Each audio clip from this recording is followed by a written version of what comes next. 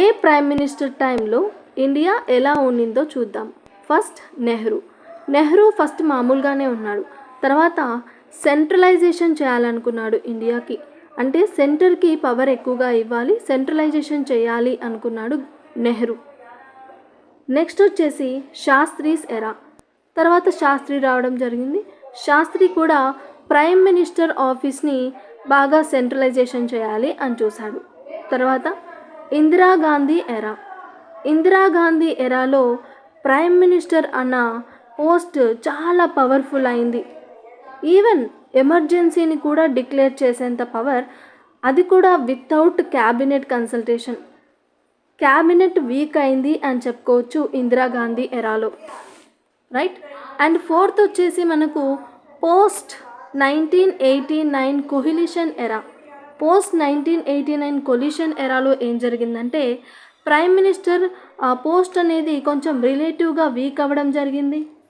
మరి like personality అన్నది మోస్ట్గా వచ్చిందనమాట. ఇక్కడ ప్రైమ్ మినిస్టర్ అన్నది ప్రైమ్ మినిస్టర్ పోస్ట్ అనేది కొంచెం వీక్ అయింది. But personality based strong leader అని చెప్పుకోవడం జరిగింది మనం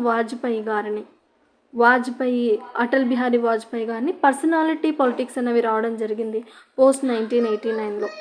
ఓకే, మరి తర్వాత ఫిఫ్త్ వచ్చేసి మనకు యూపీఏ మన్మోహన్ సింగ్ ఎరా అని చెప్పుకోవచ్చు. ఈ టైంలో ఏం జరిగిందంటే మన్మోహన్ సింగ్ గారిని మనము యాక్సిడెంటల్ పిఎం అని చెప్పుకోవచ్చు. But he is one of the best PM also. And right, and కొంచెం ఇన్ఫ్లుయెన్స్ డెసిషన్స్ అనేవి తీసుకోవడం జరిగింది తను.